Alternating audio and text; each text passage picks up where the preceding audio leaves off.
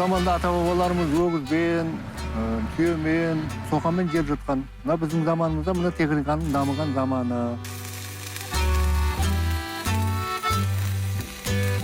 Ауыл шаруашылығының техникаларына соқа, шүзіл, бәріндегі плоскорез, соның бәрін істеп отырмыз. Құдайға шүкір, жаман емес, бәрі жақсы.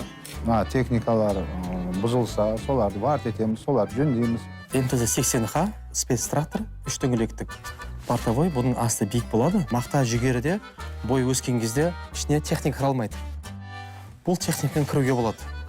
Мақтан бой 70-80 сантиметрге шейін техника ол жерге кіре алады.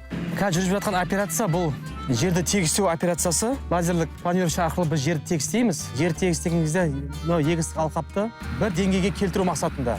Бұның бір артықшылығы, ең басты артықшылығы суды үнемдеуде. Екіншісі жұмысты жеңілдетуде. Үшінші мақсат өнімді жоғарылатуында. Қанша мың тонна су үнемделеді мұндай лазер тегістеуді жүргізген жерлерде. Мына лазерный планировщик жер тегістейтін. Өзі дөңді алады да сайға апарып тастайды. Лазермен өзі ішінде команда беріп тұрады ішінде. Дөңге барғанда жасыл свет жанады, сайға барғанда қызылы жанады.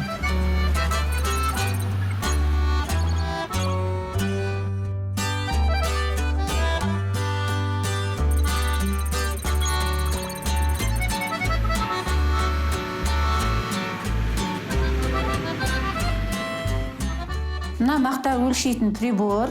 Бұл приборға біз 300 грамм мақтаны салып, өлшеп аламыз.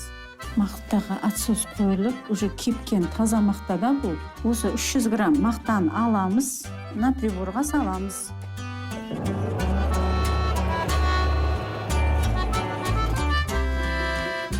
Ағалтын деген осы. Мынау туннель, бұны қолмен қазамыз. Бұл жұмысы істейтін адам шыдау керек, жалқау болмау керек. Шыдасаң қатып не қыласың мені. Осыны 1,5 күнге қазып шығам. Азаннан кешке дейін түнде сағат 1-2-ге шейін істейсің, аны бұн түсінде шығып. Мақта келе береді. Күндіз түнде істей береді. Мана отсос дейді. Мана туннелді қазып болғаннан кейін туннелге кигіземіз. Манерге шейін. Қосқаннан кейін мана ауаны сорады. Манерде вентилятор бар. Ыстық ауаны манақтан шығарып жібереді сыртқа.